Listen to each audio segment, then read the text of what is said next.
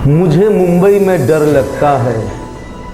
मुझे मुंबई पाक अधिकृत कश्मीर लगती है। जी हाँ, नमस्कार, मैं हूँ निर्दोष मोजेस और आप देख रहे हैं मेरे साथ मोजेस न्यूज़। आज हम आपको लिए जा रहे हैं मुंबई, जहाँ पर हंगामा मचा हुआ है, चाहे वो टीवी चैनल्स हों, और कंगना रनौत के एक शब्द से हंगामा मच गया है। उनका वो शब्द है कि उन्हें मुंबई पाक अधिकृत कश्मीर नज़र आता है। इस बात पर शिवसेना के जो सांसद हैं संजय राउत, उनके ऊपर निशाना साधा है। कंगना रनौत जो फिल्म स्टार हैं और भारतीय जनता पार्टी के हक में आजकल बोल रही हैं, वो संजय राउत पर लगातार निशाना साध रही हैं। संजय राउत ने भी कहा है कि अगर उनको मुंबई में डर लगता है तो मुंबई छोड़कर कहीं और चली जाएं।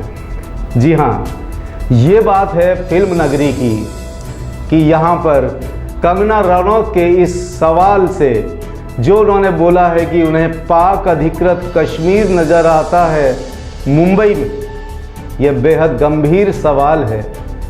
ये सवाल ऐसा है कि जिसे अपने ही देश में एक तरफ तो विरोध का सामना करना पड़ रहा है और दूसरी तरफ इसको भाजपा के जो कुछ कार्यकर्ता हैं और कुछ एमएलए हैं, कुछ विधायक जो उसको सपोर्ट भी कर रहे हैं। ये मामला पूरा क्या है, इसकी तह में हम चलेंगे कि मामला आखिर है क्या। ये जवाब जो है आजकल कंगना रनौत का है। कंगना रनौत जो हैं सुशांत केस के बाद लगातार सामने आ रही हैं, कई मंचों पर आकर उन्होंने बोला है और ख़ास तौर से मुंबई के लिए, मुंबई जो महाराष्ट्र सरकार है उसके खिलाफ उन्होंने मोर्चा खोल दिया है।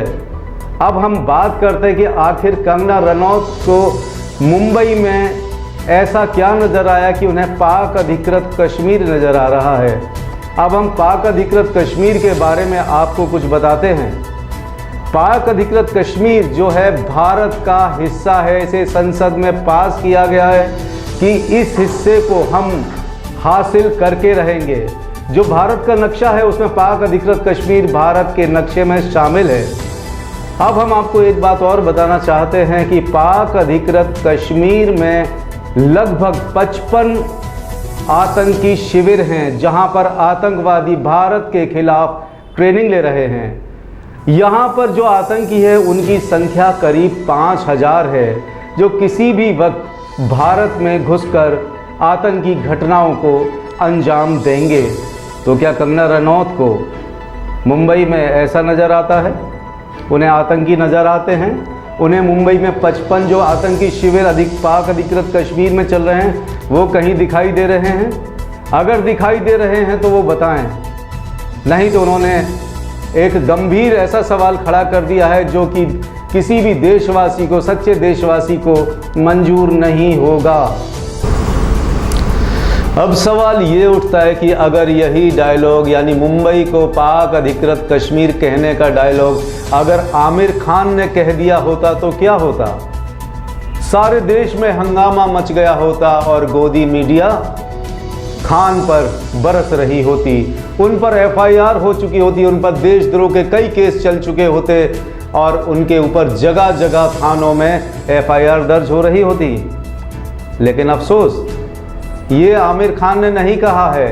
हम आपको वो घटना भी बताते हैं जिस पर कि कंगना रनौत लगातार वार कर रहे हैं कि आमिर खान ने कहा था हमें भारत में असहिष्णुता नज़र आती है। अब ये शब्द क्यों कहा था इसका भी हम आपको बताते हैं कि ये शब्द रामनाथ गोयनका, जो इंडियन एक्सप्रेस का एक कार्यक्रम हुआ था मुंबई में, उसमें एक पत्रकार के सवाल के जवाब में आमिर खान ने कहा था। लेकिन कंगना रनौत ने ट्वीट करके कहा है कि उस समय कोई हत्या नहीं हुई थी। तो हम कंगना रनौत को ये बता देना चाहते हैं कि उस समय तालिबानी जैसी हुकूमत नज़र आ रही थी, जब पहलू खान, जुनैद खान जैसे लोगों को मारा जा रहा था और तालिबानी तांडव मचाया जा रहा था। तो तब कंगना रनौत कहाँ गई थी? तब उनको दिखाई नहीं पड़ रहा था कि एक तरफा कार्रवाई मुस्लिमों के खिलाफ चल रही है।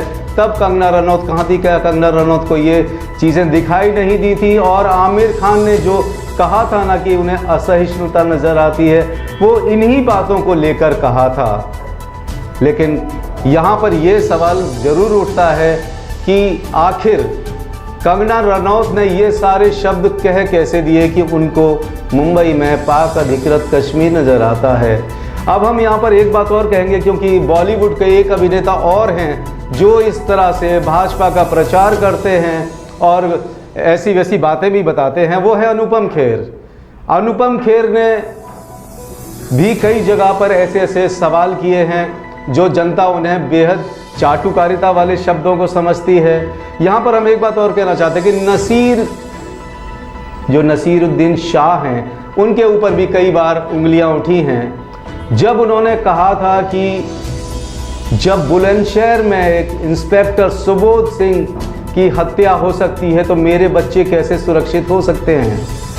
जी हाँ, नसीरुद्दीन शाह की जो शब्द बोला था, उन्होंने ये डायलॉग बोला था, उस पर काफ़ी हंगामा हुआ था। बाबा रामदेव ने और अनुपम खेर ने उन पर तीखी टिप्पणियां भी की थी कि उन्हें कैसी आज़ादी चाहिए जो उन्हें इस देश में नहीं मिल रही है, जबकि वो यहाँ पर सेना को भी कुछ भी कह सकते हैं, प्रधानमंत्री को भी कुछ कह सकते हैं, देश के किसी भी मंत्री को भी कुछ कह सकते हैं, और उसको कैसी आज़ादी चाहिए।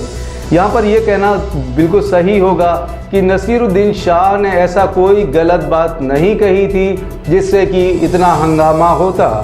नसीरुद्दीन शाह ने सिर्फ इतना कहा था कि बुलंदशहर में जो उत्तर प्रदेश में है उसमें इंस्पेक्टर सुबोध सिंह की हत्या हो जाती है और वो भाजपा है उत्तर प्रदेश में सत्तासीन है, उसके कार्यकर्ता जब वो जमानत पर हत्यारोपी छूट कर आता है तो उसे सम्मानित किया जाता है। तो यहाँ पर क्या गलत कहा था। यहाँ पर हम एक चीज़ और बताएंगे, जो कैबिनेट मिनिस्टर हैं केंद्र सरकार के जयंत सिन्हा, वो भी मॉब लिंचिंग के आरोपियों का महिमा मंडन करते दिखाई देते हैं एक जगह पर। तो यहाँ पर आप एक बात बताइए, एक सत्तासीन जो केंद्र में सत्तासीन है सरकार, उसके कुछ नुमाइंदे, उसके कार्यकर्ता लगातार ऐसे हत्यारों के जो आरोपी हैं और हत्या के आरोपी हैं उनका महिमा मंडन करते हैं। तो सवाल खड़ा करता है कहीं ना कहीं। इसके पीछे कंगना रनौत ने कभी कोई बयान नहीं दिया। ऐसा नहीं है कि संजय राउत ने कोई पहली बार बोला हो कि अगर आपको पसंद नहीं है तो मुंबई छोड़कर चले जाएं। इससे पहले 2014 में जब केंद्र में भाजपा की नई नई सरकार बनी थी, उस समय गिरिराज किशोर ने कहा था कि जिसको मोदी पसंद ना आए वो ये देश छोड़कर पाकिस्तान चले जाएं।